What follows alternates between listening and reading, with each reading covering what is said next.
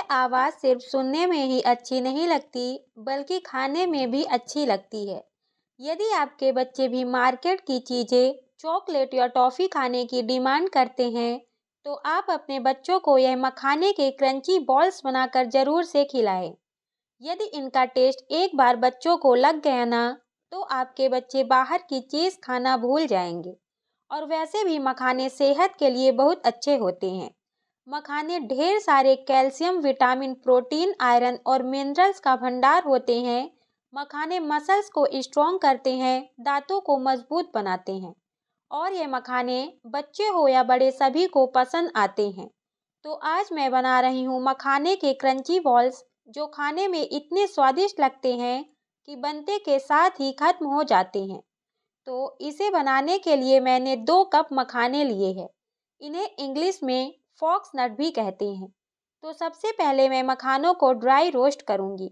इसे हमें slow flame में अच्छे से रोस्ट करना है। मखाने में बहुत सारी प्रॉपर्टीज होती हैं, जैसे कि high in antioxidants, maintain sugar levels, help in weight loss, prevents inflammation, good for fertility, keeps digestive system healthy, liver detoxification, anti aging properties, maintain kidney health and keeps bone strong and so on. तो इस तरह से मखानों के गुणों का बखान जितना करे उतना कम है। तो हम आज इन्हीं के इतने अच्छे और टेस्टी क्रंची बॉल्स बनाकर रेडी करेंगे, जो बच्चे हों या बड़े सभी को बहुत पसंद आएंगे। तो यहाँ पर हम मखानों को बढ़िया तरीके से रोस्ट कर लेंगे। हमें इन्हें कंटिन्यू चलाते रहना है ताकि यह जले नहीं और अच्छे से रोस्ट हो जाएं। तो पहले हमें इन्हें स्लो फ्लेम में अच्छे से रोस्ट करना है, फिर फ्लेम को थोड़ा मीडियम करके इन्हें बढ़िया से रोस्ट कर लेना है। हमें इनका कलर चेंज नहीं होने देना है, बस इनका क्रंच रहे, मतलब इनमें क्रंच आ जाए और इनमें जो सॉफ्टनेस है वह चली जाए। हमें तब तक इन्हें रोस्ट करना है। तो यहाँ पर मखाने ऑलमोस्ट रोस्ट हो चुके हैं, तो हम इन्हें चेक कर लेंगे कि यह रोस्ट हुए कि नहीं। तो यहाँ पर हमें फ्लेम को लो कर देना है और एक मखाने की बॉल उठाना है और इसे चेक करना है कि ये सारे मखाने अच्छे से सेक गए हैं। वैसे तो सारे मखाने अच्छी तरह से रोस्ट हुए दिख रहे हैं, पर हमें इन्हें चेक भी करना है। तो सबसे पहले मैं मखाने की एक बॉल उठाऊंगी और उसे उंगलियों की सहायता से प्रेस करूंगी। यदि मखाने अच्छी तरह से रोस्ट हो जाते हैं तो वह बिल्कुल ऐसे ही टूट जाते हैं, मतलब बिखर जाते हैं। तो यहाँ पर हमारे सारे मखाने अच्छी तरह से रोस्ट हो गए हैं। तो बस अब हमें गैस का फ्लेम बंद कर देना है, क्योंकि मखाने अच्छे से रोस्ट हो गए हैं। और इन्हें हम किसी एक अलग बर्तन में निकाल देंगे और इन्हें फैला देंगे, ताकि यह जल्दी से और अच्छे तरीके से ठंडे हो जाएं। तो मखाने तो भूनकर तैयार हैं।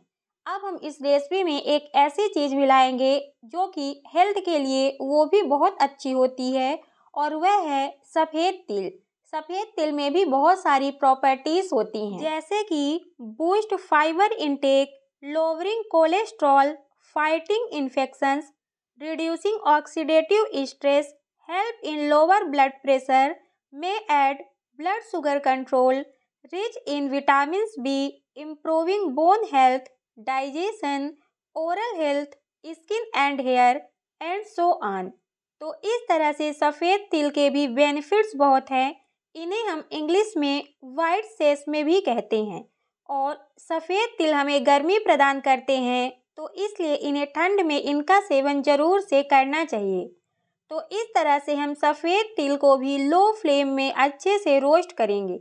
हमें इनका कलर चेंज नहीं होने देना है और ना ही ज़्यादा देर तक रोस्ट करना है। यदि गलती से भी यह ज़्यादा देर के लिए रोस्ट हो गए तो इनमें कड़वापन आ सकता है। तो इसीलिए करीब 2 से 3 मिनट के लिए हमें इन्हें लो फ्लेम में ही अच्छे से रोस्ट कर लेना है। तो सफ़ेद तिल भी अच्छे से रोस्ट हो गए हैं। अब हम इन्हें भी निकाल कर ठंडा कर लेंगे। रोस्टेड सफ़ेद तिल को मैंने एक बाउल में निकाल लिया है।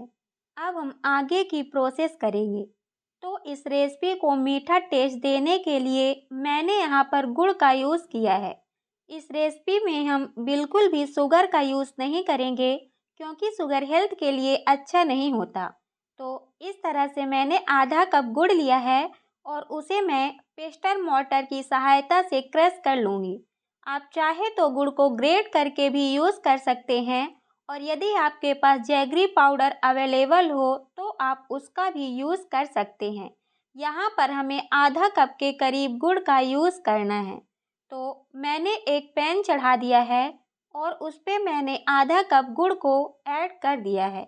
यहाँ पर हमें गुड़ को लो फ्लेम में मेल्ट होने देना है। अब हमें गुड़ की चाशनी बनानी है, जिसके लिए मैंने इसमें 1 चम्मच देसी घी डाला है। यहाँ पर हमें गुड़ की चाशनी बनाने के लिए कोई पानी का यूज़ नहीं करना है, घी से ही हमारी चाशनी अच्छे से बन जाएगी। तो हमें गुड़ को मेल्ट होने देना है और अच्छे से चाशनी बना लेनी है। गुड़ अच्छे से मेल्ट हो गया है और गुड़ को पकाते हुए करीब 5 से 7 मिनट हो गए हैं। तो मैं यहाँ पर चेक करूँगी कि यह चाशनी परफेक्ट बनी है या नहीं। तो इसके लिए मैंने एक कटोरी में पानी लिया है और उसमें गुड़ वाले मिक्सचर को डाला है। तो यहाँ पर जो गुड़ का मिक्सचर है वह अभी थोड़ा स्टिकी है, तो यहाँ पर चाशनी अभी नहीं बनी है। तो अब मैं इसे 1 से 2 मिनट फिर से पकाऊंगी और यहाँ पर हमें ध्यान यह देना है कि हमें फ्लेम को बिल्कुल लो रखना है और कंटिन्यू चलाते रहना है, नहीं तो गुड़ जल भी गुड़ का तार बना था। इसके बाद 1-2 मिनट चाशनी को पकाने के बाद हमें वही प्रोसेस फिर से करनी है। यहाँ पर गुड़ की परफेक्ट चाशनी बनकर रेडी हो गई है। तो मैंने जो तिल को रोस्ट करके रखा था उसे डालकर अच्छे से मिला लूँगी। फिर मखाने, जो रोस्टेड मखाने थे, उन्हें भी डाल के अच्छे से मिला लेना है। गुड़ की चाशनी सारे मखानों में अच्छे से मिल जानी चाहिए। और हाँ, यहाँ पर मैंने गैस के फ्लेम को बंद कर दिया था, पर अभी कढ़ाई हल्की हल्की गर्म है, तो हमें जल्दी से यह सारी प्रोसेस कर लेना है, क्योंकि यदि गुड़ ठंडा हो जाएगा तो सारा गुड़ की चाशनी इन मखानों में अच्छी तरह से नहीं चिपकेगी। तो यहाँ पर हमें जल्दी जल्दी से इन सारी चीज़ों को अच्छे से मिला लेना है। तो ये सारी चीज़ें अच्छे से मिल गई हैं। अब हमें इन सारी चीज़ों को एक अलग प्लेट में निकाल कर रखना है और इसे हल्का ठंडा होने देना है।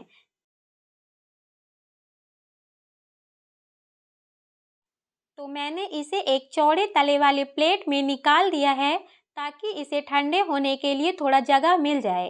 अब मैं इसे स्पैचुला से ही फैला रही हूँ। फिर यह हल्का हल्का गर्म है ना, तो यह अच्छे से फैल जाएगा।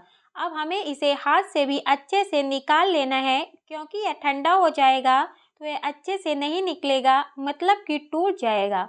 ये मखाने के बॉल्स बहुत क्रंची बनकर रेडी होते हैं, तो हमें इसे हल्के गरम में ही सारी बॉल्स को अलग कर लेना है।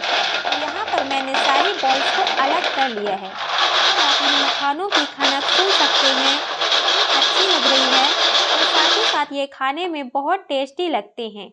इन्हें आप किसी कांच के डब्बे में या एयर टाइट कंटेनर में भर कर रख सकते हैं। ये कई दिनों तक खराब नहीं होते, इन्हें आप महीनों तक खा सकते हैं। तो मैंने इसे एक डब्बे में भर कर रख लिया है। आप इन्हें बच्चों को ज़रूर से खिलाएं, इसके बेनिफिट बहुत ज़्यादा हैं और बच्चे बाहर की चीज़ें ज़्यादातर खाने की डिमांड करते हैं, पर इसका टेस्ट इतना अच्छा लगता है कि चॉकलेट